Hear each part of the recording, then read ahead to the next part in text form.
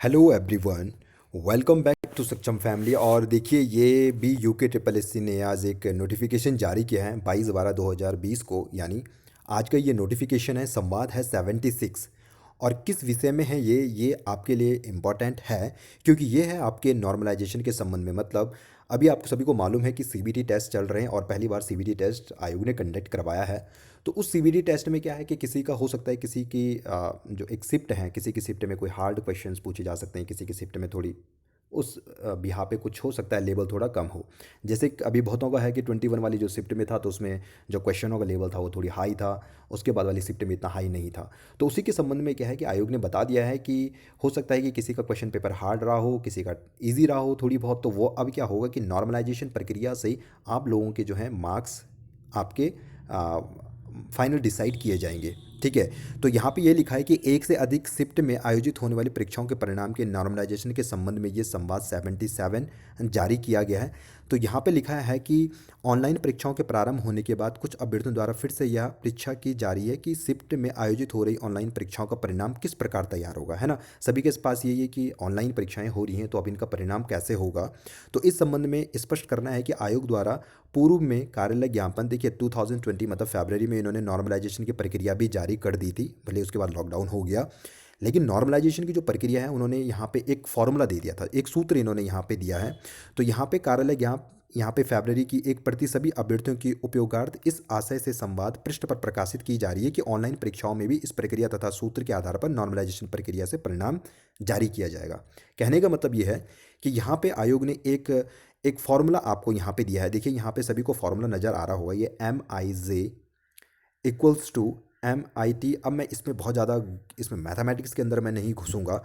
यहाँ पे बहुत सिंपल सी बात है, यहाँ पे इन्होंने कुछ इनके मीनिंग भी दे दिए हैं। देखो, MG का मतलब है यहाँ पे एक्चुअल मार्क्स ऑब्टेन बाय जेथ कैंडिडेट इन द आज सेशन। मतलब अब देखो, इतने नंबर ऑफ़ कैंडिडेट है। अब नंबर ऑफ़ कैंडिडेट ये है कि कौन सी शिफ्ट है और आपका कौन सा नंबर वाला कैंडिडेट है, वहाँ पे आपने एवरेज मार्क्स किसने कितने कंसिडर किए हैं। ठीक है। फिर उस पेपर का एनालिसिस क्या होगा, फिर उनका उस हिसाब से क्या होगा, मीन और आपका डिविएशन टाइप के होगा उस चीज़ में।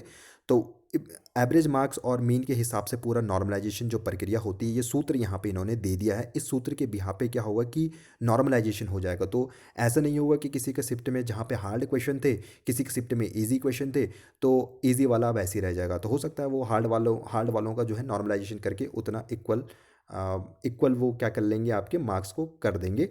तो आप बेफिक्र रहिए। और जो लोग ऑलरेडी सीबीटी टेस्ट दे रहे हैं, आपने अगर एसएससी के कोई एग्ज़ाम दिए हैं, तो वहाँ पे यही नॉर्मलाइजेशन प्रक्रिया अपनाई जाती है।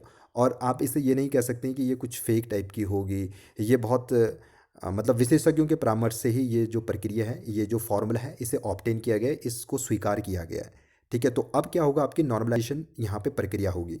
तो यहाँ पे देखिए, यहाँ पे जो 16/2/2020 को फॉरेस्ट गार्ड की पद के लिए लिखित परीक्षा कराई जा रही है, मतलब ये पहले का है, फरवरी का है। तो वहाँ पे यहाँ पे कितने अभ्यर्थी थे, 1,56,000, मतलब 1,56,046 वहाँ पे फॉरेस्ट गार्ड वाले अभ्यर्थी थे। तो उनका एक पाली में ये जो टेस्ट है, मतलब सीबीटी कंप्यूटर बेस्ड टेस्ट है, ये कराना इतना पॉसिबल नहीं था। ठीक है। अतः यह परीक्षा दो पालियों में शिफ्ट कराए जाने का आयोग द्वारा निर्णय लिया गया। इन दो पालियों में दो अलग अलग प्रश्न से यह परीक्षा संपन्न कराई जाएगी। मतलब जो भी ये परीक्षाएं हैं, आपका क्या होगा, ये अब दो पालियों में ये परीक्षाएं संपन्न करवाई जाएंगी।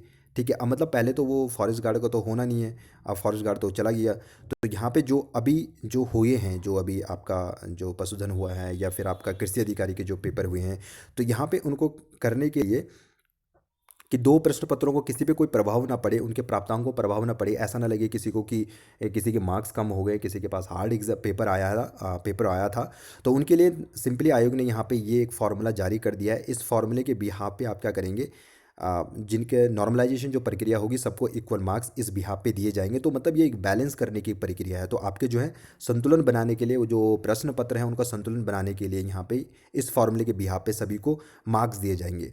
तो इस सूत्र को सामान्य भाषा में समझने के लिए यह कहा जा सकता है कि अभ्यर्थी ने जो वास्तविक अंक प्राप्त किए हैं, उसका मानकीकृत मतलब नॉर्मलाइजेशन अंक निकाला जाएगा।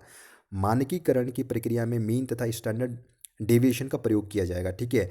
अब जिसको मैथमेटिक्स सीखनी है तो हम इसके लिए आपको मैथमेटिक्स भी बता देंगे कि कैसे यहाँ पे जो ये नॉर्मलाइजेशन है वो प्रक्रिया होती है। अदरवाइज़ आपको इतनी मैथमेटिक्स, इतनी गणित के अंदर आपको नहीं घुसना है।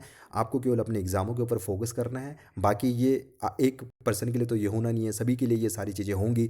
तो आप सभी के लिए जो भी नॉर्मलाइजेशन प्रक्रिया होगी वो सबके लिए एक जैसी ही प्रक्रिया होने वाली है। तो आप इसके लिए निश्चिंत रहिएगा।